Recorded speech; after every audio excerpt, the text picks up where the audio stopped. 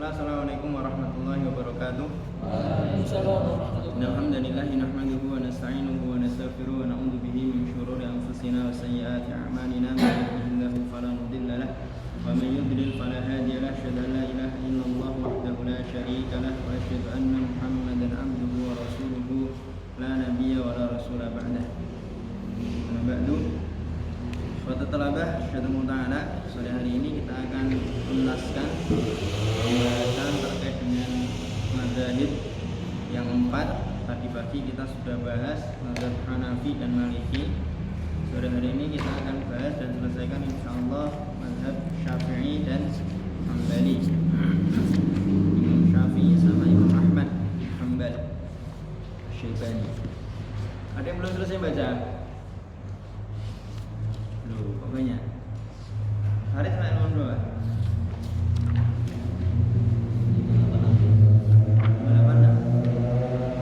sedikit lagi sama?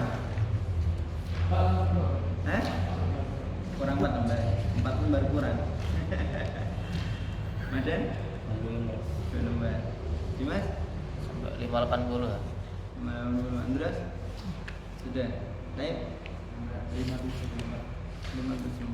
Dapat nih? Sudah. Boleh? Imam Syafi'i itu. Imam Syafi'i itu. Umar? 7 lembar. Memang ngapain aja kamu, Umar? Tidur. Hanafi? Lembar? 560. Ini kurang banyak. Oke? 578. Balik? Selesai. Jari? Imam Syafi'i. Ini? Selesai. Sudah? Selesai. Oke, kita mulai dari Imam Syafi'i. Imam Syafi'i ini adalah bukti bagaimana bahwa fikih itu sudah sangat berkembang. Kemudian beliau bisa mengkompar, menggabungkan antara ahlul ra'yi dengan ahlul hadis. Ahlul ra'yi dengan ahlul hadis. Jadi metode ra'yi dengan metode hadis dikompar oleh beliau, digabungkan sehingga muncullah satu corak baru dalam fikih yang diusung dan digagas oleh Imam Syafi'i. Dan lebih daripada itu, Imam Syafi'i memang sampai menulis satu kitab Ar-Risalah yang memang itu kemudian menjadi rujukan dan induk dari berbagai kitab-kitab usul fikih yang lain. Kehidupan beliau berbeda dengan Imam Abu Hanifah dan Imam Malik yang beliau berdua mengalami 2 dinasti, Umayyah dan Abbasiyah. Kalau Imam Syafi'i ini beliau lahir di masa ketika Bani Abbasiyah sudah stabil, karena beliau lahir tahun 150 Hijriah. Pokoknya tahun wafatnya Imam Abu Hanifah berarti itulah tahun lahirnya Imam Syafi'i. Nah, tahun 150 itu kan sudah beralih ke Bani Abbasiyah, sehingga memang secara situasi dan kondisi sudah stabil. Beliau lahir tahun 150 di Gaza, Palestina, asli Palestina. Beliau sukunya suku Quraisy, sudah tidak diragukan lagi kemuliaan sukunya. Keturunannya Muthalib.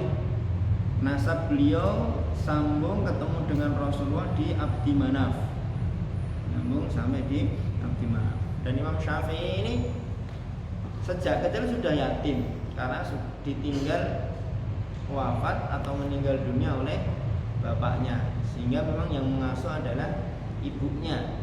Kalau kita baca di Ibunda Para Ulama itu, bagaimana Imam Syafi'i ketika masih kecil itu sudah hafal Al-Quran, terbiasa dengan Al-Quran, karena memang sambil diemong itu sambil ibunya sambil murojaah hafalan, kurang lebih seperti itu bisa.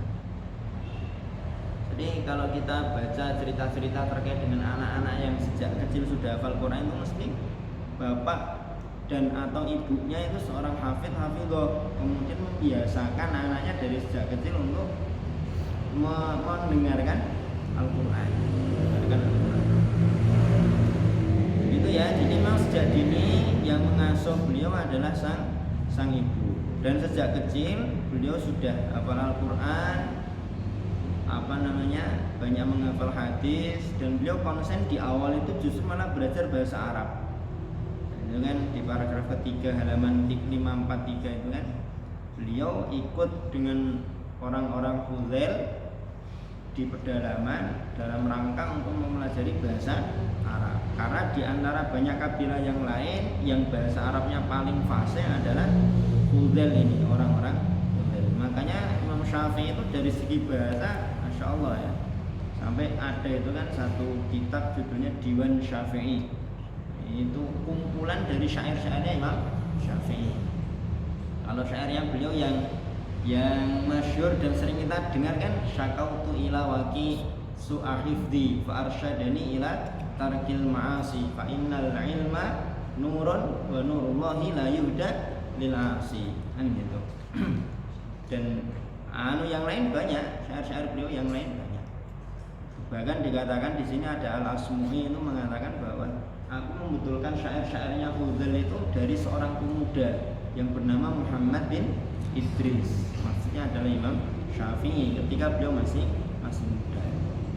Kemudian yang menarik lagi, paragraf berikutnya itu ternyata Imam Syafi'i itu dari sejak muda sudah mempelajari memanah. Jadi memang beliau dari aspek bahasanya bagus, dari aspek keilmuannya Al-Qur'annya bagus, kemudian dari aspek fisiknya juga mempelajari memanah, ahli bahkan di bidang memanah, dan di situ malah sampai beliau sempurna dalam seni berkuda.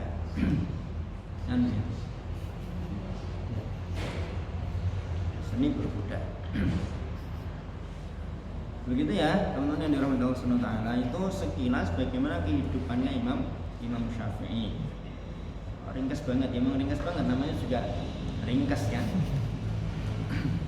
Nah kemudian menuntut ilmu dan serta jabatannya. Imam Syafi'i ini ketika masih muda beliau belajar kepada Imam Malik.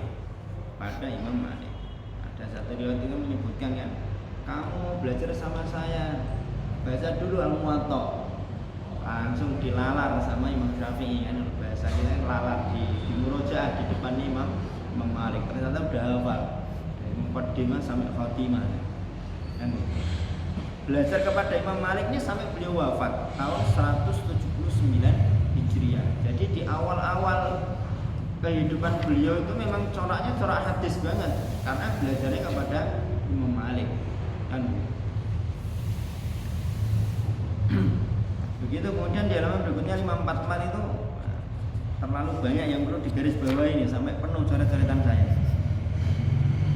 Gitu ya. Imam Syafi'i itu beliau melakukan perjalanan ke banyak daerah, ke banyak wilayah. Di antaranya beliau dari Hijaz, kemudian beliau ke Yaman. Di Yaman ini juga kisah yang menarik. Ternyata beliau itu ditugaskan untuk memimpin wilayah Najran. Jadi beliau pernah jadi penguasa, pernah menjabat menguasai suatu wilayah di Najran ini. Tapi kemudian karena beliau setelah berjalannya waktu ternyata orang yang memegang sebuah kekuasaan itu banyak yang melakukan intrik politik dan lain sebagainya. Akhirnya kemudian Imam Syafi'i mundur teratur, kemudian fokus dalam bidang ilmu. Kan gitu. Sampai di sini kan makarnya itu kan gubernur Yaman membuat tipu daya, akhirnya Imam Syafi'i dan beberapa orang dipanggil sama Ar-Rasyid, Khalifah Harun Ar-Rasyid. Semuanya dibunuh kecuali Imam Syafi'i, karena Imam Syafi'i hujah dan argumentasinya begitu kuat. Ini terjadi kurang lebih pada tahun 184 Hijriah. Umur beliau 34 tahun. Sejak saat itulah kemudian Imam Syafi'i tidak mau lagi melirik pada jabatan dan fokus kepada ilmu. Beliau kemudian pergi ke Baghdad, berguru kepada Muhammad bin Al-Hasan, muridnya Imam Abu Hanifah. Sehingga yang sebelumnya itu coraknya hadis banget, ketika belajar dengan Muhammad bin Al-Hasan, beliau mendapatkan fikih rasio, fikih ra'yu. Disitulah akhirnya kemudian Imam Syafi'i semakin matang logika dan analisa fikihnya, sehingga kemudian beliau kembali lagi ke Mekah. Di Mekah itu beliau membuka majelis ilmu sambil menulis kitab Ar-Risalah. Jadi memang ada riwayat yang menyebutkan kitab Ar-Risalah itu ditulis 2 kali oleh beliau.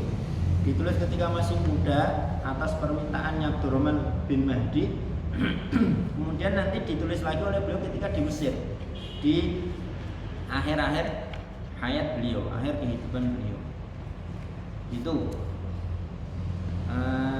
Jadi itu ya, di paragraf ketiga halaman 545 itu beliau ke Mekah.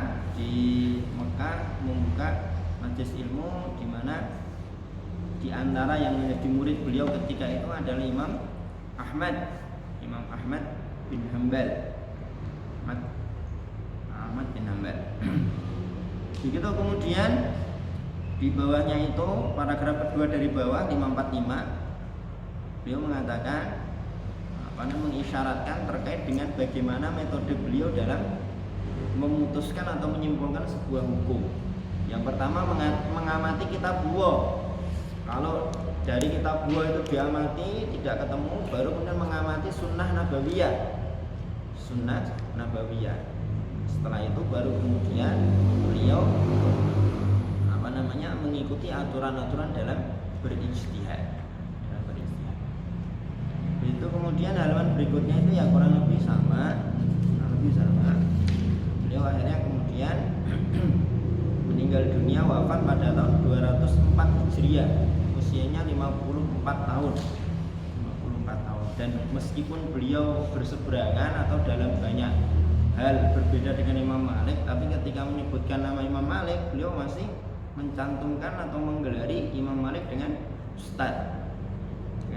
Jadi Insya Allah memang mengajarkan kepada kita bagaimana adab kepada guru, adab kepada ustadz, meskipun ternyata dalam banyak hal terjadi perbedaan pendapat, bahkan sampai pada taraf hal-hal yang Imam Syafi'i itu kan beliau tidak setuju dengan prinsip amalu ahli Madinah.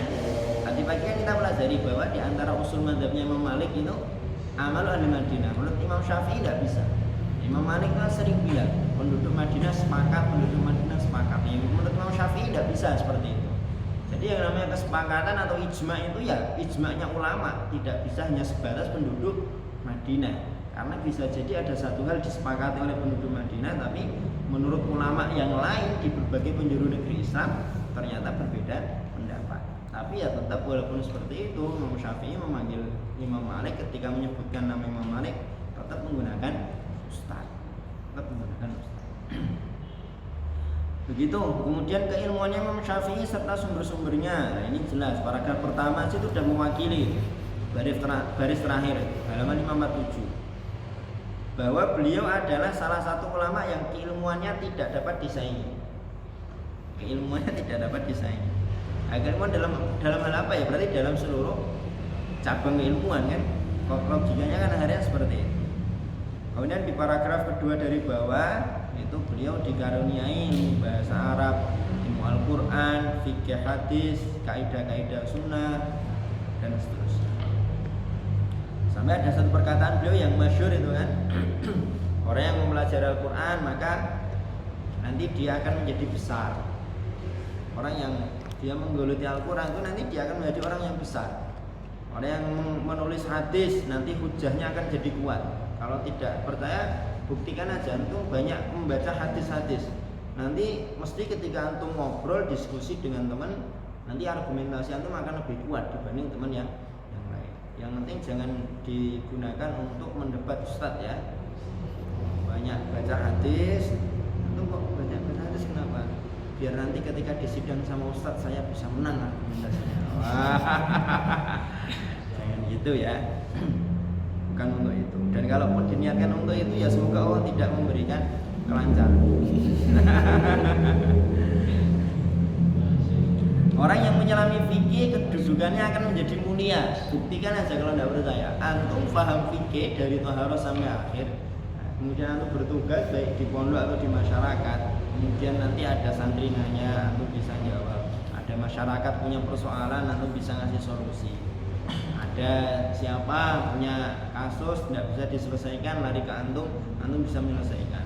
Nanti antum akan menjadi orang yang mulia. Tapi jangan belajar fikih dengan tujuan untuk menjadi orang mulia. Ini efek samping aja. Tetap niatnya ya libtigha'i mardatillah.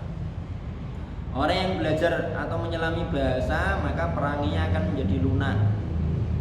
Orang yang mendalami ilmu hisab di sini maksudnya matematika ya, bukan ilmu hisab. Nah, itu bukan. Ilmu hisab maksudnya adalah matematika, maka dia akan menjadi bijak. Di sini angkatan antum ada yang hobi matematika? Ada yang enggak? Dulu pas SD atau SMP pelajaran yang paling dia sukai pelajaran matematika? SD. Nah, saya senang matematika. Sama kayak saya berarti. Saya tuh gemes kalau ada guru ngasih soal balok, suruh menghitung volume balok. Paling sebel saya. Kenapa? Kenapa nggak balok tapi ada kroaknya? Lebih seneng ya. Atau tabung kemudian ada kerucutnya. Nah, volume tabung ini dikurangi volume kerucut ini berapa? Seneng ya. Tapi kalau cuma tabung dok, kurang menantang. Ya orang beda-beda. Ada yang senengnya sama sejarah, ada yang senengnya sama sosial, ada yang senengnya sama IPA, ada juga yang itu. Senengnya itu pokoknya observasi, lihat tumbuh-tumbuhannya, setek, caranya gimana, nanem kan. Ada yang senengnya itu rakit-rakit listrik. Ya emang orang beda-beda. Orang yang intinya gini, ada dua prinsip ya dalam kita menyelami ilmu itu. Ada model orang yang dia senangnya itu expert di satu bidang sampai mendalam detail, tapi dalam ilmu yang lain lemah. Ada juga orang yang modelnya itu pokoknya saya tidak terlalu expert di satu bidang, tidak apa-apa, yang penting semua cabang ilmu saya tahu. Jadi semua ilmu dijajaki semua. Jadi ditanya tentang fikih dia ngerti, bisa jawab. Tapi ya sebatas global aja, sampai detail rinci tidak bisa. Tanya bahasa bisa, tapi ya dasar-dasar aja, kalau sampai detail nggak bisa. Ya tinggal lalu nanti. Yang penting ilmu fardu ainnya dulu, baru nanti yang ilmu fardu kifayah. Kemudian berikutnya halaman 548. Syekh Abu Zahra menyebutkan bahwa kejeniusan ini kembali kepada beberapa unsur. Satu, kewibawaan beliau. Nah, kewibawaan Imam Syafi'i, karena Imam Syafi'i itu Masya Allah diberikan kewibawaan yang tinggi. Dan di kalangan ulama itu betul-betul punya posisi atau dipandang sebagai orang yang terhormat. Kemudian para gurunya Imam Syafi'i ini juga Masya Allah orang-orang atau tokoh-tokoh yang mereka itu kapasitasnya sebenarnya mampu mendirikan madhab. Guru-gurunya Imam Syafi'i itu adalah orang-orang yang sebenarnya punya kapasitas untuk mendirikan madhab sendiri. Imam Malik kan punya madhab sendiri. Al-Auza'i, Imam Al-Auza'i itu kalau kita buka di Muqaddimah Manhajul Irfan gitu kan, atau Ulumul Quran Imam Suyuti itu kan termasuk di antara tokoh yang sebenarnya dia punya madhab sendiri, hanya saja memang tidak sepopuler dengan madhab yang lain. Imam Laits bin Sa'ad itu juga, Yahya bin Hasan, Imam belajar fikihnya Imam Abu Hanifah kepada Muhammad bin Al-Hasan. Jadi memang sumber-sumber ilmunya Imam Syafi'i ini betul-betul sangat kredibel, sangat mendalam. Dan itulah yang membedakan. Kenapa? Karena memang ketika masa Imam Abu Hanifah dan masa Imam Malik itu corak madrasah roknya dengan madrasah hadis itu masih kental, sehingga untuk ikut menyelami madrasah yang lain itu kurang, tidak sedalam ketika masanya Imam Syafi'i. Dan itu memang banyak faktor. Ketika masanya Imam Abu Hanifah dan masa Imam Malik kan masih banyak konflik, sehingga untuk fokus ke ilmu itu kurang, ya kan? Seperti itu. Sedangkan di masa Imam Syafi'i terhitung sudah stabil, Ya tetap ada pemberontakan kecil-kecil, tapi nggak separah ketika masanya Imam Abu Hanifah dan Imam Malik, di mana memang masa-masa itu kan transisi, mau perpindahan dari dinasti Umayyah ke dinasti Abbasiyah. Kemudian yang ketiga, risetnya yang istimewa serta pengalamannya. Jadi di bidang hadis, kemudian pernah menjadi penguasa ke Irak, ke Mesir, dan lain sebagainya. Kalau Imam Malik yang kita baca riwayat itu, beliau tidak pernah keluar dari Madinah kecuali hanya satu kali kalau tidak salah. Ini yang masyhur itu Imam Malik tidak pernah keluar dari Madinah. Jadi memang fokus di Madinah, mencukupkan diri dengan ilmu-ilmu yang ada di Madinah. Oke, kemudian berikutnya yang keempat, era kehidupannya. Era kehidupan beliau ini ya sebagaimana sudah kita singgung dari awal tadi, bahwa beliau hidup di masa dinasti Abbasiyah yang memang sudah stabil situasi politiknya, dan ketika itu aktivitas para ulama itu sedang semangatnya sedang menggelora memang, sehingga ya mau tidak mau akhirnya kan ikut terbawa dengan suasana. Nah, sama ketika mungkin kita hidupnya di era mau penggulingan rezim, kan mesti ya mau tidak mau tetap kita akan terpengaruh dengan perjalanan sejarah. Ketika kita hidup di masa mungkin ideologi Syiah itu betul-betul sangat masif disebarkan, ya nanti kita akan hidup di ideologi dan pemikiran kita akan terwarnai dengan corak-corak itu. Oke, kemudian berikutnya ya, di antara yang lain yang menjadi keunggulan beliau, Imam Syafi'i itu memang hujahnya sangat kuat, sampai-sampai kan ketika ada yang bilang itu, ada satu yang menyebutkan Imam Syafi'i itu saking kuatnya argumentasi beliau, seandainya ada kayu, kemudian beliau itu pengen nyebut kayu itu sebagai besi, maka beliau bisa meyakinkan orang lain bahwa kayu itu adalah besi. Saking kuatnya hujah dan argumentasi beliau, Imam Syafi'i rahimahullah. Kemudian berbagai pendapatnya dan fikihnya, halaman 550. Halaman 550, pandangan beliau terkait dengan ilmu kalam dan kepemimpinan. Terkait dengan ilmu kalam ini beliau betul-betul sangat mengamnesti, memerintahkan untuk waspada dan menjauhi ilmu kalam serta filsafat. Karena dalam hal ini beliau mengikuti metode para salaf, para ulama, yaitu mengedepankan ittiba daripada ibtidak. Ittiba itu ya mengikuti, kalau ibtidak itu mengada-ada, membuat yang baru, dan gitu. Kemudian kaitannya dengan kepemimpinan, beliau menyatakan halaman 551 itu, dua paragraf dari bawah, kepemimpinan merupakan sesuatu yang harus. Kemudian kepemimpinan itu berada di tangan orang Quraisy, paragraf bawahnya itu,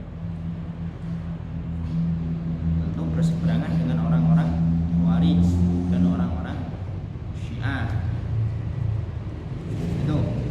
Dan memang beliau ini dikisahkan 552 paragraf atasnya judul fikih Imam Syafi'i itu, beliau ini sangat mencintai keluarga Rasulullah Shallallahu Alaihi Wasallam. Tidak peduli kalau dituduh sebagai orang Rafidhah, tapi beliau mencintai keluarga Rasulullah Shallallahu Alaihi Wasallam. Kemudian fikih Imam Syafi'i. Di awal-awal beliau itu adalah orang yang sangat membela pendapat-pendapatnya Imam Malik, menentang ahlul ra'yi, sampai beliau kemudian bermukim di Baghdad tahun 184 itu, kemudian belajar kepada Muhammad bin Al-Hasan. Akhirnya kemudian cakrawala dan metode berpikir beliau kemudian akhirnya tercampurlah antara fikih penduduk Irak dengan fikih penduduk Madinah. Kalau diringkas, kehidupan beliau itu setidaknya ada 3 fase atau 3 tahap. Tahap yang pertama, beliau bermukim di Mekah setelah kepergiannya menuju Baghdad pada perjalanan pertama. Itu belajar kepada Imam Malik, balik ke Baghdad, kemudian balik lagi ke Mekah. Ini fase yang pertama. Beliau membuka halaqah di Masjidil Haram. Di disinilah beliau menulis kitab Ar-Risalah yang pertama. Setelah itu kemudian beliau pulang balik ke Baghdad. Imam Syafi'i datang ke Baghdad tahun 195. Tahun 195. Disitulah Imam Syafi'i di Baghdad ini mengajarkan fikih yang sudah beliau fahami dan beliau dalami selama fase kehidupan awal beliau. Kemudian fase yang ketiga 554 beliau berpindah ke Mesir tahun 199 sampai wafat beliau di Mesir. Dan di Mesir inilah kemudian beliau menulis kitab menulis kembali kitab Ar-Risalah. Murid-murid beliau banyak sekali di Mekah, di Baghdad, di Mesir. Imam Nawawi itu orang mana? Imam Nawawi itu diantara ulama yang belajar kepada muridnya Imam Syafi'i di Mesir. Di belakang ada Kitab Ada yang pernah baca atau megang Kitab Lihat. Ada yang pernah lihat? Sama pernah lihat di perpustakaan mana? Di mana? Oh, di masjid. Nama saya pernah megang? Enggak. Kapan-kapan nanti megang lah. Setidaknya kalau nggak pernah baca kan pernah megang, pernah buka, lihat sampulnya. Oh ini toh kitab tulisannya Imam Syafi'i. Kitab itu ada 8 jilid. Ada yang mencetak versi 4 jilid per jilidnya jadi dua jilid 1 jilid 2 digabung jadi 1 buku. 4 buku 8 jilid. Dan kitab ini ditulis oleh beliau sesuai dan disusun menurut bab-bab fikih. Kalau kita baca itu kan ini kan penulis buku ini kan mencantumkan sampel isi dari kitab basmalah, kemudian toharoh. Kemudian setelah itu mesti di situ telah menghabarkan kepada kami akhbarona Ar-Rabi bin Sulaiman, karena memang kitab ini yang meriwayatkan adalah Ar-Rabi bin Sulaiman. Begitu kemudian kita masuk kitab Ar-Risalah. Kitab Ar-Risalah ini adalah adiknya kitab Hanya saja memang ada yang menyebutkan Ar-Risalah ditulis 2 kali. Kalau 2 kali berarti penulisan yang pertama ya lebih dulu dari karena kan ditulisnya di Mesir. Kitab Ar-Risalah ini ya bukti bahwa beliau adalah orang yang pertama kali menuliskan dasar-dasar atau prinsip-prinsip dalam beristihad. Kita mengenal ada khas, kemudian ada mutlak, muqayyad. Itu yang pertama kali menyusun itu adalah Imam Syafi'i dalam kitab Ar-Risalah. Ada yang sudah pernah pegang kitab Ar-Risalah? Baca, ada pernah? Majalah.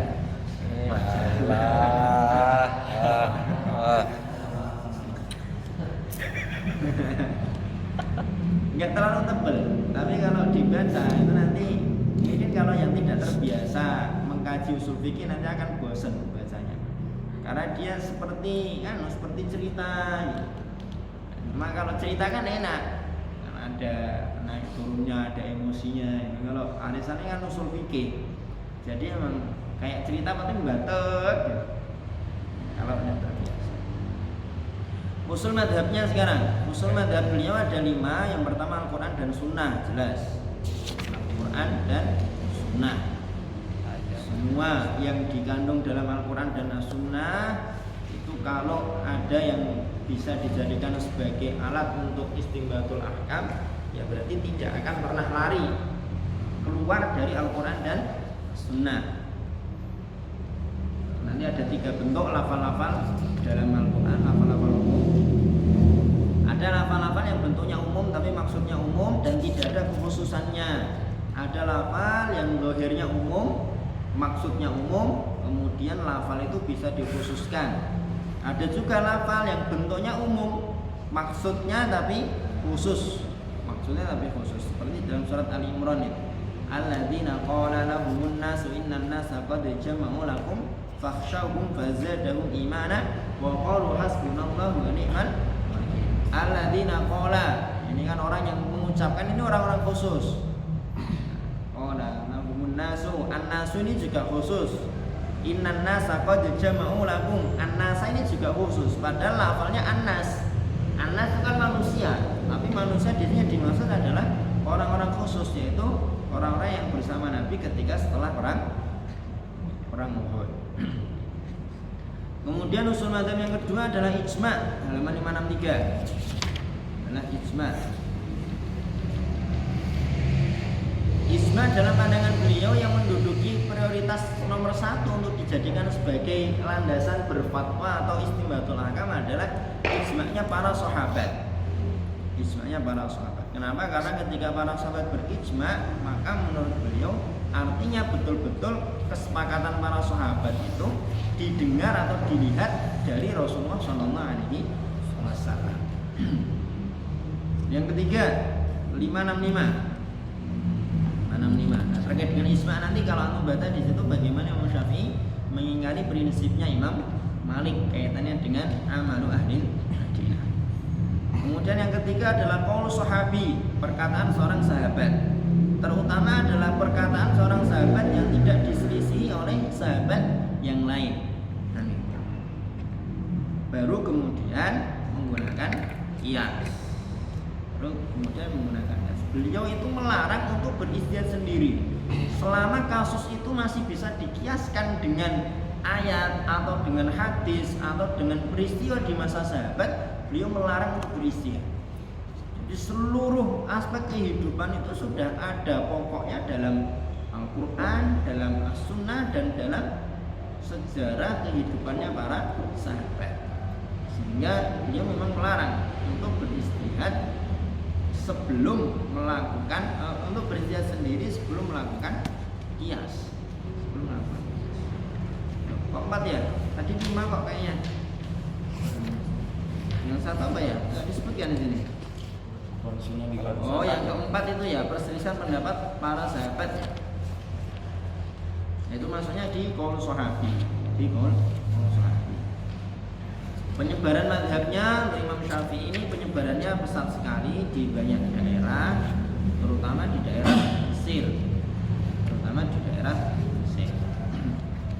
Tapi ya seperti yang tadi pagi saya bilang, memang penyebaran mazhab itu fluktuatif, naik turun. Apalagi Mesir itu kan sempat dikuasai oleh dinasti Fatimiyah, Ismailiyah, yang notabene mereka adalah orang-orang Syiah. Kan gitu. Baru setelah berhasil direbut oleh Salahuddin Al-Ayyubi, karena memang jalur yang ditempuh oleh Salahuddin Al-Ayyubi sebelum membebaskan Palestina kan Mesir dulu, baru kemudian ke Palestina. Terutama sekali yang paling tersohor ya, paling masyhur adalah Muhyiddin An-Nawawi. Nah, beliau ini adalah salah satu ulama yang memang dididik oleh dinasti Al-Ayyubi. Jadi ada satu judul buku itu, tulisannya Alia Sholabi juga, dinasti Ayyubiyah. Iya. Nanti ada Zangkiyah, Imaduddin Zangki, pernah dengar? Imaduddin Zangki, Nurdin Zangki. Itu terkenal perang salib. Kalau Imaduddin Zangki, Nurdin Zangki. Ini ada dinasti Zangkiyah ada sendiri. Itu Imam Ahmad, Imam Syafi'i. Kita masuk Imam Ahmad sekarang. Imam Ahmad ini lahir dan hidup di masa di mana dinasti Abbasiyah lebih stabil lagi.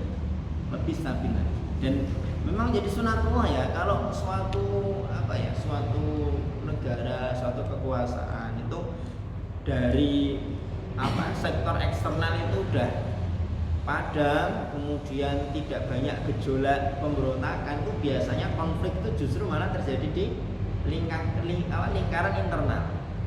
Inilah yang terjadi ketika masa kehidupan Imam Ahmad. Jadi para khulafa dinasti Abbasiyah itu saling bersengketa satu dengan yang lain, antara satu dengan yang lain. Yang paling nampak fitnah-fitnah yang ada pada Imam Ahmad ini ya kaitannya dengan khalqul Quran. Bahwasanya Al-Quran itu adalah makhluk. Imam Ahmad dengan para ulama yang lain fuqaha yang lain dipaksa oleh khalifah untuk mengatakan bahwa Al-Quran adalah makhluk. Dan tidak cuma satu periode khalifah, sampai 3. Al-Ma'mun, Al-Wathiq, Al-Mu'tasim, kemudian Al-Wathiq. Ketika Al-Ma'mun sama Al-Mu'tasim ini ujian yang diterima oleh Imam Ahmad adalah beliau dirantai, dicambuk, hukumannya hukuman fisik. Tapi di akhir Al-Mu'tasim wafat, Imam Ahmad dibebaskan. Tapi kemudian ada yang memberikan ide kepada khalifah selanjutnya Al-Wathiq. Orang-orang kayak Ahmad bin Hanbal itu kalau dihukum fisik malah bikin dia semakin terkenal, malah semakin banyak orang yang mengikuti dia. Hukumannya jangan model kayak gitu. Nah, terus gimana? Larang untuk membuka majelis ilmu.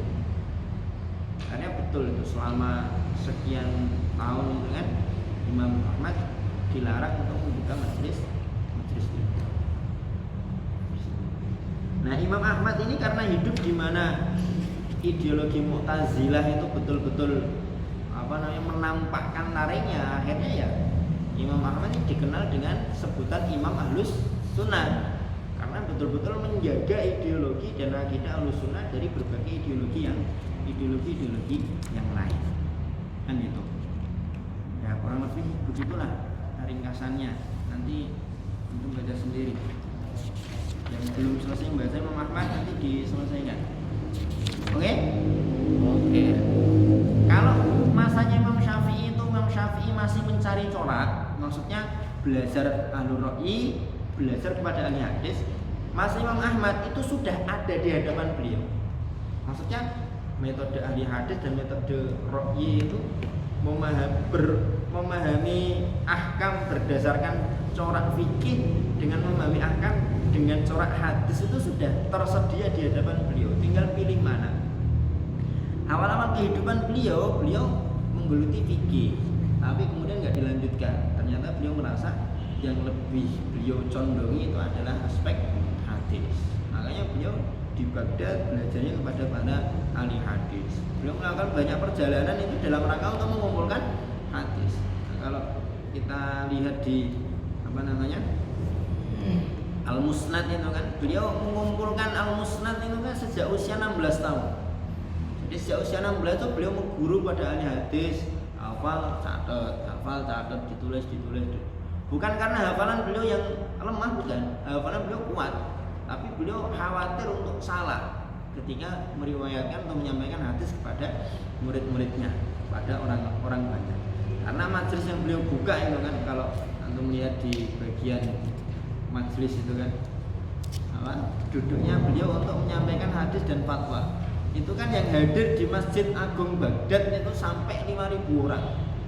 Bayangkan, 5.000 orang. Gimana itu yang belakang pas bisa dengar kan, belum ada toa ketika itu. Belum ada toa, tapi ketika itu ada yang namanya muasil ya kalau tidak salah ya. Pokoknya di setiap sekian shaf itu ada orang yang bertugas untuk, jadi satu nih Imam Ahmad misalkan yang menyampaikan satu hadis, nanti yang di sini mengulang, kemudian diulang sama sana ke arah sana sampai selesai ujungnya. 5.000 orang sampai di ujungnya. Kalau yang pernah mampir di Masjid Pasar Pecangaan belakang itu ada apa ya, saya lupa istilahnya, muasil atau apa. Jadi imamnya nanti rukuk ya, Allahu Akbar, nanti ada yang pakai mic, Allahu Akbar, ini meneruskan, maksudnya menyampaikan kepada makmum bacaan atau takbirnya si imam. Begitu, dan memang tulisan beliau akhirnya ya tulisan fikihnya tadi tidak dilanjutkan, beliau fokus untuk menyusun kitab Al-Musnad. Al-Musnad itu kalau antum ada yang pernah lihat Al-Musnad itu ya kurang lebih segini itu lebih panjang, tebal sekali Al-Musnad Imam Ahmad bin Hanbal. Dan yang meriwayatkan kitab Al-Musnad ini adalah anak beliau sendiri, insyaallah ya. Yang meriwayatkan kitab Al-Musnad ini adalah anak beliau sendiri, Abdullah bin Ahmad bin Hanbal. Bagaimana berhasil, maksudnya kan, di antara banyak ulama kan jarang-jarang kita dapati ada yang perawinya itu anaknya sendiri.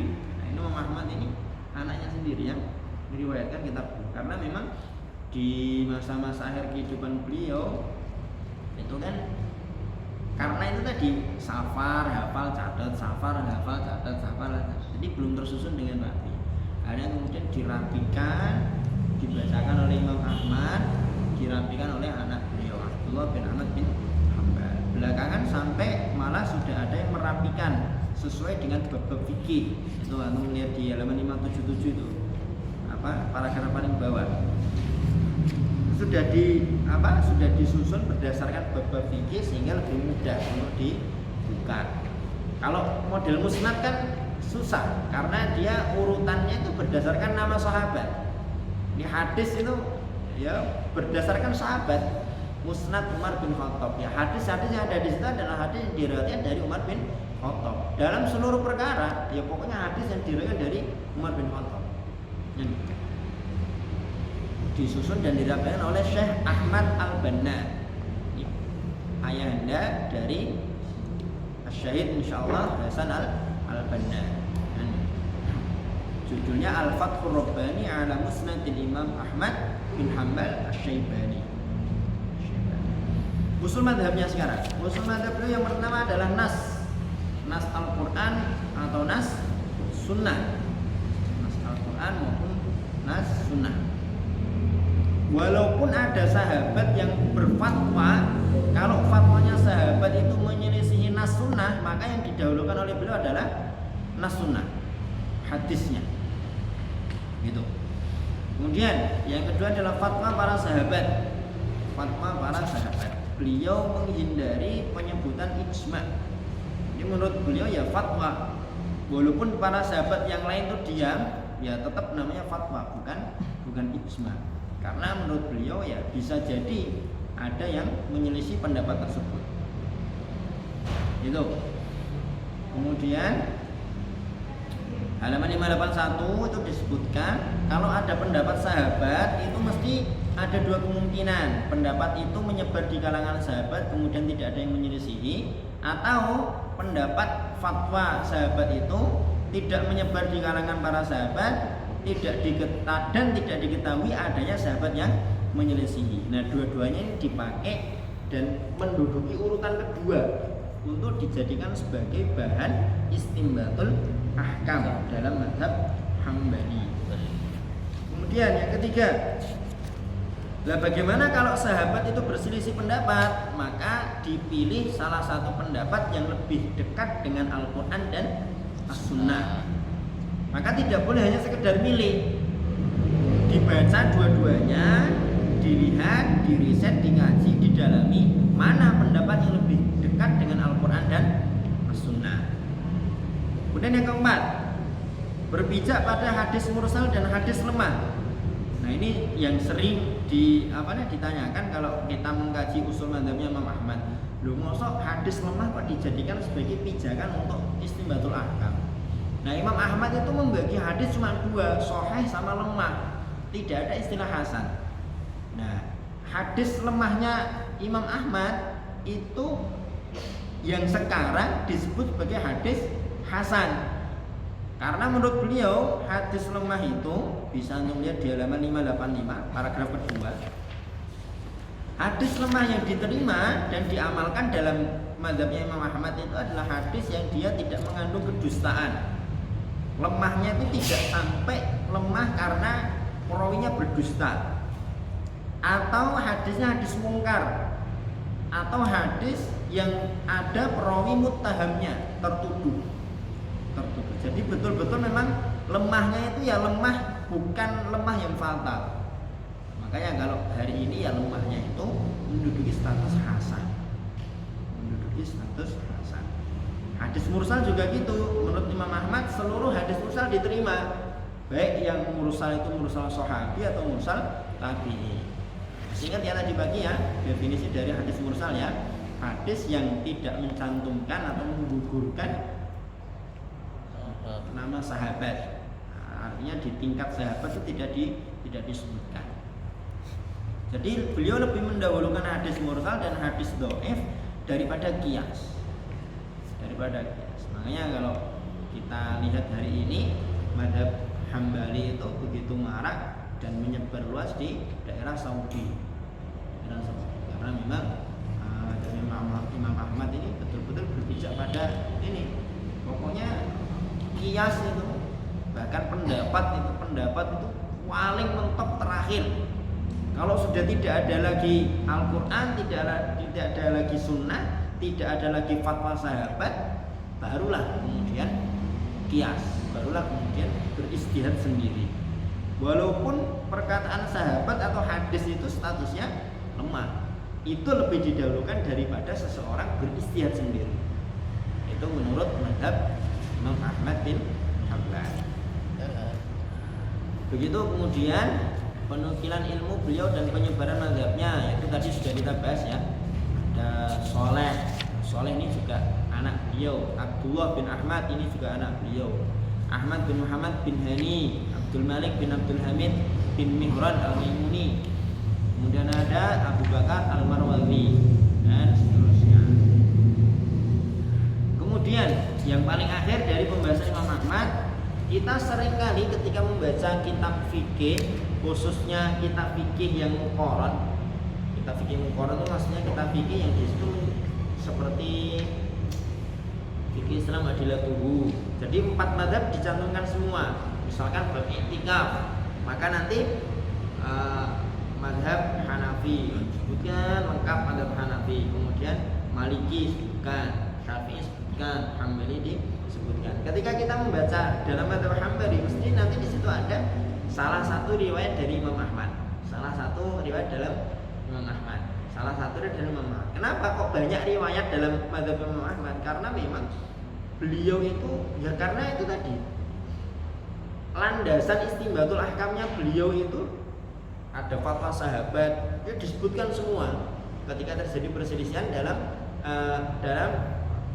tingkatan para sahabat, sehingga akhirnya para murid beliau, ada 2 riwayat nih menurut Imam Ahmad, yang dipakai riwayat yang satu misalkan, yang dipakai riwayat yang satu misalkan.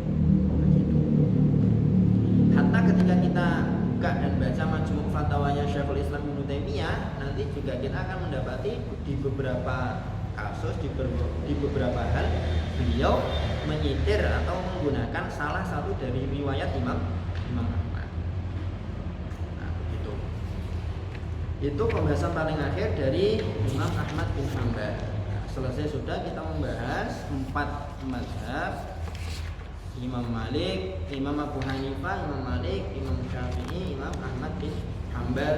Berikut dengan usul mazhab masing-masing dari imam. Nah, sekarang harusnya di kepala kita sudah terbuka cakrawala, sudah terbuka mindset, sudah terbuka pandangan kita harus lebih jauh dari kemarin sebelum kita belajar ini. Oh, begitu toh. Pantesan kok 4 mazhab itu berbeda pendapat. Dalam satu kasus berbeda pendapat. Karena secara prioritas yang dijadikan sebagai bahan untuk istimbatul ahkam aja udah beda. Kalaupun sama, nanti sudut pandangnya juga akan beda. Terkait dengan kesohihan atau kedhaifan sebuah hadis aja udah beda nanti antara Imam Abu Hanifah dengan Imam Malik, dengan Imam Syafi'i dan Imam Ahmad. Jauh berbeda. Imam Malik hidup di lingkungan memang generasi terusannya dari para sahabat. Imam Abu Hanifah tinggal di wilayah yang banyak hadis palsu di situ. Ya kan? Imam Syafi'i hidup di masa ketika hadis-hadis itu sudah dibukukan kan. Al-Muwatta sudah ada ya. Imam Az-Zuhri sudah menulis kitab hadis ya gitu. Imam Ahmad, apalagi Imam Ahmad hidup di masa ketika sudah mulai ada penulisan terkait dengan para perawi hadis. Dari segi belajar juga berbeda dan lain sebagainya. Harusnya sekarang kita bisa lebih toleran kaitannya dengan perbedaan begitu ya. Hah? Nanti aja, biarin. Siapa? Oh ya, nanti aja. Begitu ya teman-teman yang dirahmati Allah Subhanahu wa taala. Sebelum saya tutup, mungkin ada yang mau didiskusikan. Fadhol. Ya.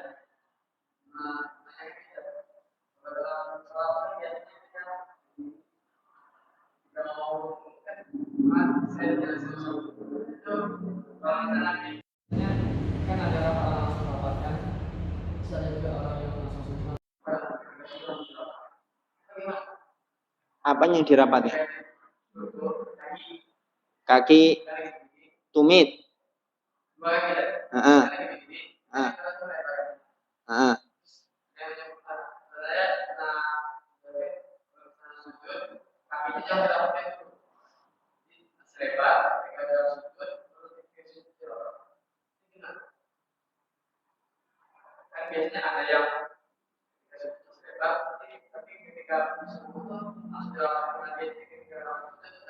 Oh, maksudnya pas sujud itu dirapatkan dulu. Oh, alam ya, saya malah belum pernah dengar tentang ini. Baru ini malah saya dengar. Yang pernah saya baca dan saya dengar ya sunnah atau dianjurkan ketika sujud itu untuk menempelkan kedua tumit.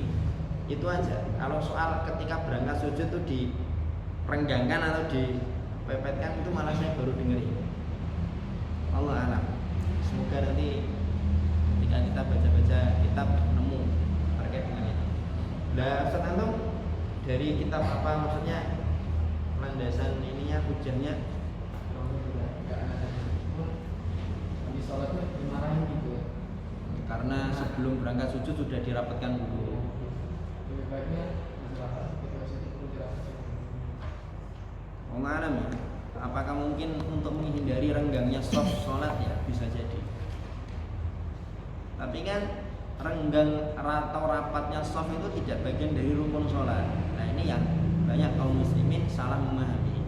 Karena terbiasa sholat dengan soft yang rapat, kemudian ada perintah dari pemerintah ya, untuk tidak merapatkan soft dalam rangka mengurangi penyebaran COVID-19 itu kan. Nah, kemudian tidak mau berjamaah ke masjid, tidak mau sholat di musola karena alasan itu ya sebenarnya kurang pas juga. Kenapa? Karena itu tidak ngefek ke sah atau tidak sahnya sholat. Karena kan yang disampaikan oleh imam sebelum dia memulai takbiratul ihram apa? Sawu sufufakum fa inna tasfiyatas sufuf min tamamis shalah ya.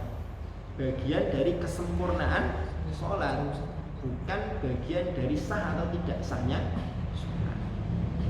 Nah, maksud saya kalau ada di antara antum yang masih kaku kaitannya dengan sholat itu dikendorkan.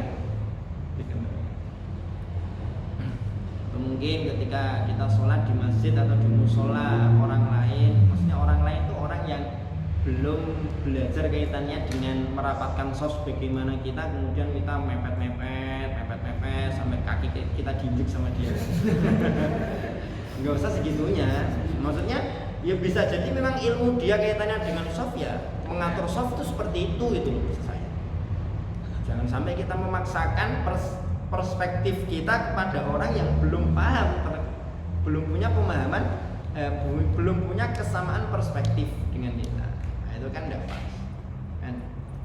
Makanya bahkan kalau kita refleksikan ke aturan-aturan di pesantren, di maha, itu kan aturan-aturan yang belum kita sosialisasikan ya tidak bisa kita paksakan.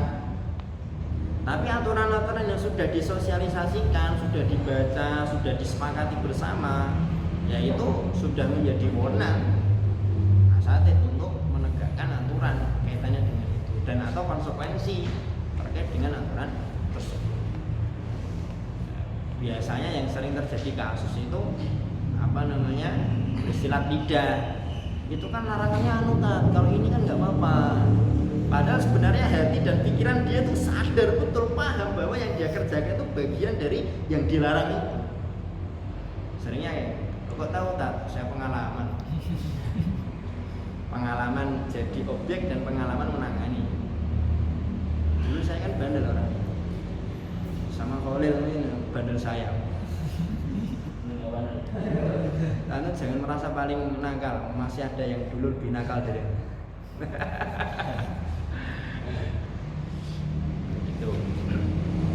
itu ya, Allah saya belum pernah.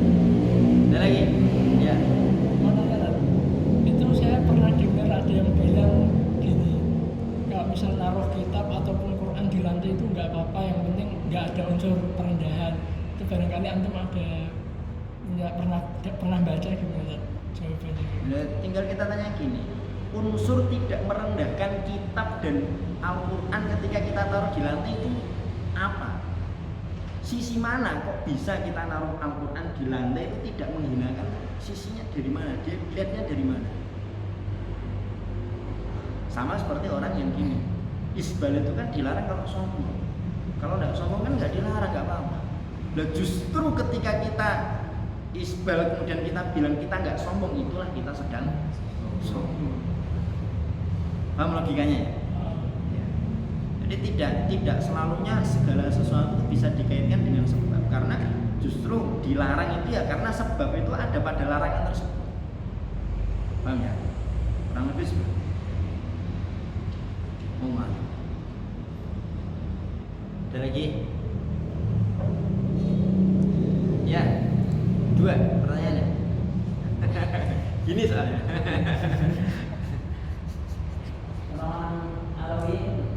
Orang-orang Alawiyin itu ya orang-orang yang condong kepada Ali. Ya kurang lebih Alawiyin itu ya Syiah lah, Syiah, tapi Syiahnya Syiah yang tidak sampai pada Rafidhah. Itu sejauh yang saya paham. Allah. Ada lagi? Oh ya, yang satu, 2 tadi. Apa? Sifat ma'ani itu semacam kayak di halaman berapa ya? Saya tadi nemu juga ya. 575.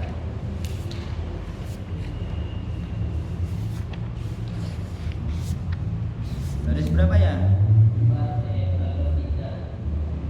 Oh iya, ketika kelompok Mu'tazilah muncul, mereka meniadakan sifat ma'ani dan mereka mengingkari bahwa Allah telah berbicara. Sifat ma'ani itu yang pernah saya pelajari dulu, sifat ma'ani ya sifat-sifat yang dia berpotensi untuk memunculkan takwil. Allah alam. Saya malah agak lupa nih. Karena sifat-sifat Allah itu kan nanti terbagi. Ada sifat-sifat yang dia serupa atau ada kemungkinan untuk diserupakan dengan sifat makhluk. Seperti nuzul. Allah kan punya sifat nuzul. Kan kita pernah baca hadis bahwa Allah turun ke langit bumi setiap sepertiga. Nah, itu kan sifat Allah, bahwa Allah itu nuzul. Kemudian ada yad, kemudian apa namanya? Ain ada nggak ya, ain ya Allah itu ya. Kalau yad kan ada yadullahi fawqa aydihim, itu nanti juga ada sebutannya sendiri. Saya malah lupa. Padahal saya dulu skripsi bahasa Arabnya bahas tentang sifat. Iya. Takwil sifat menurut Syekh Yusuf Al-Qaradawi. Ini beliau membagi nanti. Karena memang ada sifat-sifat Allah itu kalau kita sebutkan secara tekstual itu nanti akan berpotensi besar untuk difahami dan langsung dibayangkan sebagaimana makhluk. Tangan Allah itu kan akhirnya kemudian kalau orang yang awam kan langsung membayangkan ya. Langsung bayangkan. Kalau Syekh Al-Utsaimin ya yakini aja bahwa tangan Allah itu tidak akan serupa sebagaimana makhluk, seperti halnya ketika kita menyebut bahwa Allah itu maha mendengar dan maha melihat. Mendengar dan melihatnya Allah itu kan kita nggak pernah bisa membayangkan dan nggak pernah bisa kita deskripsikan seperti apa. Ya anggap aja ya Tuhan itu seperti itu. Allah.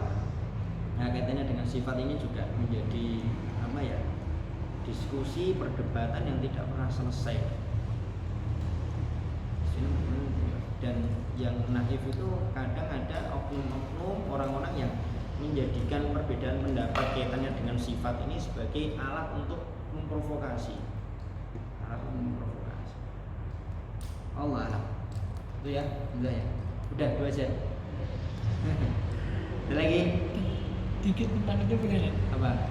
Itu kan tadi antum sempat nyinggung tuh tadi yang tentang perbedaannya. Itu saya mau tanya Tad, itu kalau misal berarti kalau yakin masing-masing sebenarnya nggak masalah ya Tad? Tidak masalah. Karena baik di sini Asy'ari atau sebagian ada yang menyebut Wahabi lah ya. Walaupun sebenarnya ya tidak pas juga kalau disebut Wahabi, karena dari sejak masa Syekhul Islam Ibnu Taimiyah pun sudah ada yang tidak mentakwilkan sifat-sifat Allah. Jadi sebenarnya itu bukan hanya akidah Wahabi saja. Justru malah kalau orang-orang Wahabi hari ini itu kan kita banyak nggak sepakatnya karena mereka terlalu over menuduh Asy'ari itu kafir dan lain sebagainya. Kalau Asy'ari itu kafir terus gimana? Para ulama itu banyak sekali akidahnya Asy'ari. Ya, betul, coba aja kita baca dalam lembar sejarah. Asy'ari itu Salahuddin Al-Ayyubi itu akidahnya Asy'ari loh. Mau kita kafirkan Salahuddin Al-Ayyubi? Ente siapa sih ngomong ngafirin Salahuddin Al-Ayyubi? Punya jasa apa ini sama Islam ini? Kan gitu kan? Kurang lebih seperti itu. Dan kita gini aja, baik Asy'ari yang mentakwil sifat atau akidah yang tidak mentakwil sifat, dua-duanya ini sama-sama ingin menyucikan Allah, sama-sama ingin memuliakan Allah. Yang Asy'ari mereka berusaha bagaimana caranya biar Allah ini tidak diserupakan dengan makhluk, kan gitu kan. Yang satu mereka berusaha, ya Allah kan sudah berfirman ya Yadullah, ya sudah kita pahami aja sebagaimana difirmankan oleh Allah, tidak usah kita takwilkan. Jadi masing-masing itu sebenarnya tujuannya mulia, ingin menyucikan Allah. Hanya saja memang ya belajarnya masih agak dangkal. Itu kadang kan kemudian ini tujuan juga. Allah ada. Yang penting kalau kita dari awal sudah belajar yang bahwa kita tidak melakukan takwil, ya sudah kita yakini dan kita mantapkan akidah kita bahwa terkait dengan sifat ini kita tidak mentakwil kan. Adapun mungkin sebagian ada yang belajar bahwa sifat itu harus ditakwil karena kalau tidak ditakwil nanti akan menimbulkan madharat bla bla bla dan lain sebagainya. Berarti pelajari betul itu dalil-dalilnya apa, bagaimana kok bisa akidah itu menyebut bahwa sifat itu ada sebagian yang boleh ditakwil. Takwil itu boleh kalau para sahabat mentakwil. Apa maksudnya? Kalau para sahabat mentakwil ya kita ikut mentakwil. Nah, kenapa kita mengharamkan takwil kalau para sahabat mentakwil? Nah, pertanyaannya apakah semua sifat itu ditakwil oleh para sahabat? Nah, itu nanti butuh skripsi khusus. Sama? Iya. Semuanya tanggapan bagaimana orang tua menurut kita ibaratnya kamu sakit, kamu ibaratnya kamu salah dia tadi. Kemudian tapi dia muncullah ibaratnya salah itu kayak gini. Terus bagaimana pendapat kita? Maksudnya sikap kita kepada dia gitu. Iya, jawaban baiknya gimana? Harus dijawab nggak? Ya dia katanya menunggu kita gitu. Pada nanti dia mencoba kepada teman-teman yang lain gitu. Kalau kita diamkan. Itu perlu maksudnya saya perlu tahu kasus realnya. Maksudnya tuduhannya itu apa, yang menuduh siapa, kemudian efek samping dari kalau tuduhan itu disebarkan itu sejauh mana. Karena kalau global seperti itu kan maksudnya kita tidak bisa mengusulkan sikap kalau kasusnya sendiri belum real. Mungkin kalau memang sudah ada, saya dituduh habis, bagaimana saya menjawabnya? Ya terangkan, antum Wahabi apa enggak? Kalau enggak Wahabi jelaskan ketidakwahabian antum itu di sisi mana? Kan, kalau memang tidak suka dituduh sebagai orang Wahabi. Beda persoalan kalau antum yakin Wahabi tapi nggak suka dituduh Wahabi. Nah itu repot itu. Asy'ari tapi nggak senang dituduh Asy'ari, Syafi'i tapi nggak nyaman dituduh Syafi'i, itu repot. Atau kalau mungkin tuduhan itu berkonotasi negatif, ya tinggal kita luruskan aja sisi negatifnya. Dan itu tentunya nanti juga melihat siapa yang akan kita ajak ngomong dan diskusi. Karena ada orang-orang itu yang memang sejak awal pengen menjatuhkan, tidak bakal dia mau dengerin omongan kita. Kan ada orang yang seperti itu. Orang yang seperti itu nggak usah diajak ngomong, aja diajak diskusi. Mungkin lambe. Iya, ngering-ngeringin kerongkongan ngapain? Kecuali kalau memang dia welcome, terbuka, ayo diskusi. Tinggal kita siap apa nggak diskusi. Jangan sampai ayo siap diskusi, tapi kemudian sana ngeluarin dalil kita katanya Ustadz pokoknya baru tadi malam saya nemu ada satu video di Facebook itu ya Ustadz diajak diskusi gitu kan, kalah dalil, kalah kitab, ada yang gedor-gedor meja. Nah, yang satu nyantai, apa kamu gedor-gedor meja biar saya takut? Saya nggak takut, saya nggak masalah. Yang penting kita dudukkan ini urusannya, perkaranya. Ya.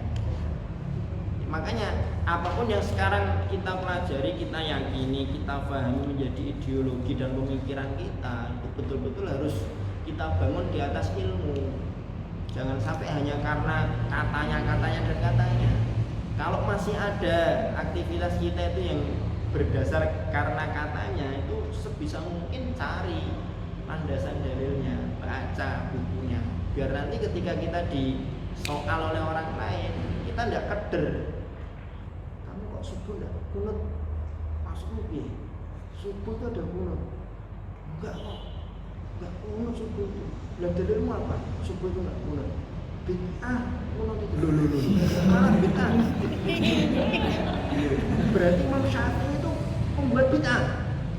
Nah, kalau kita nggak punya landasan dalil, nggak punya kitabnya, nggak punya argumentasinya, udah ya nanti ketika kita sholat subuh malah ragu. Ini yang benar ini kunut apa enggak ya? Ini kunut apa enggak ya? Jangan sampai seperti itu ya. Orang kita ketika kita melanggar aja sebelumnya udah siap-siap udah kok. Iya kan? Ini nanti kalau saya ketangkap nanti ya kita sepakat ya. Gitu kan? Pelanggaran loh padahal. Itu butuh argumen dulu, dibangun dulu narasinya, kesepakatan ya.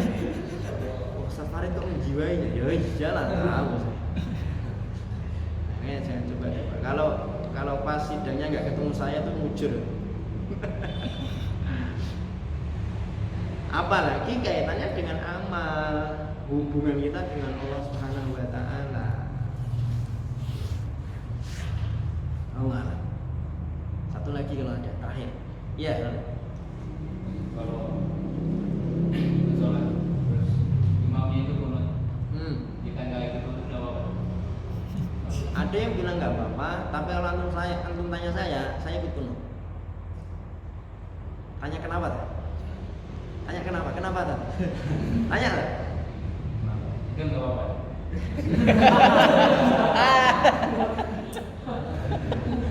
Ada yang bilang nggak apa-apa, tapi yang saya dapat dari ustadz saya dan saya setelah saya membaca matan-matan, saya baca kitab, karena imam itu kan innama ju'ilal imamu liyutamma bihi.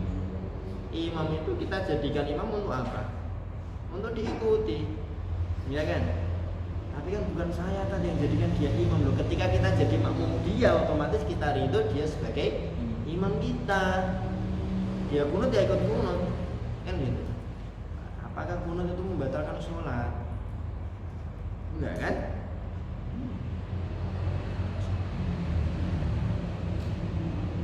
Allah, ikut kunut aja, tidak masalah. Lah apa sampai sekarang anggapan antum terkait dengan kunut subuh itu gimana?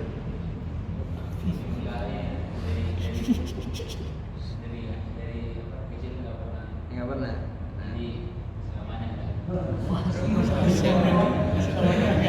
Kenapanya belum tahu ya. Nah nanti digali. Kenapa kok ketika subuh itu tidak kunut? Harus digali. Itu madzhabnya imam siapa? Landasan dalilnya apa?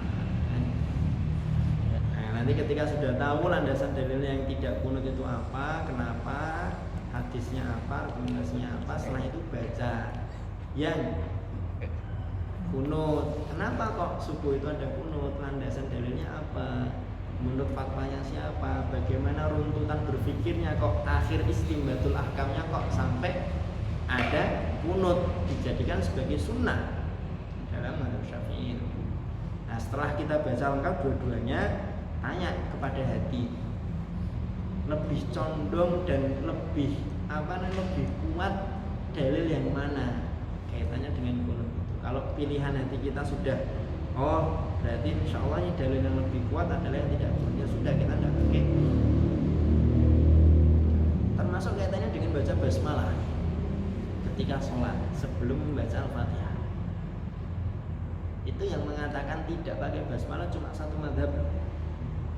Yang lain pakai basmalah. Hanya saja perbedaannya hanya pada aspek dia dibaca sir atau jahar. Kalau tidak pakai basmalah sama sekali, itu juga harus belajar baca lagi kitab. Kenapa kok nggak pakai basmalah sama sekali? Padahal di mushaf itu kan setelah basmalah itu ada angkanya apa enggak? Hanya ada angkanya. Artinya kan berarti bagian dari surat Al-Fatihah. Kalau basmalah itu bagian dari Al-Fatihah, kok basmalah nggak dibaca, bisa jadi sholatnya tidak sah. Kalau kunut tadi, baik kunut atau tidak kunut, itu tetap sah sholatnya. Dalam mazhab Syafi'i, kalau ada orang sholat subuh, kok dia lupa kunut, sholatnya tetap sah. Hanya saja dianjurkan untuk sujud sahwi. Kalau tidak sujud sahwi gimana? Tetap sah apa tidak sholatnya? Tetap sah. Tapi kalau basmalah dalam sholat ini hanya kita menggugurkan satu ayat dari Al-Fatihah, berarti Al-Fatihah kita tidak lengkap. Kalau Al-Fatihah tidak lengkap, tidak sah. Karena Al-Fatihah itu ngomong salah harokat aja tidak sah, salah panjang pendek di Al-Fatihah aja bisa jadi tidak sah. Gitu ya. Gitu ya, lihat ya. Begitu besok pagi terakhir insya Allah. Sambil kalau ada yang masih mau didiskusikan ya besok kita diskusikan lagi. Untuk sore hari ini nanti doa kafaratul majlis. Alhamdulillahirabbil alamin. Assalamualaikum warahmatullahi wabarakatuh. Waalaikumsalam warahmatullahi wabarakatuh.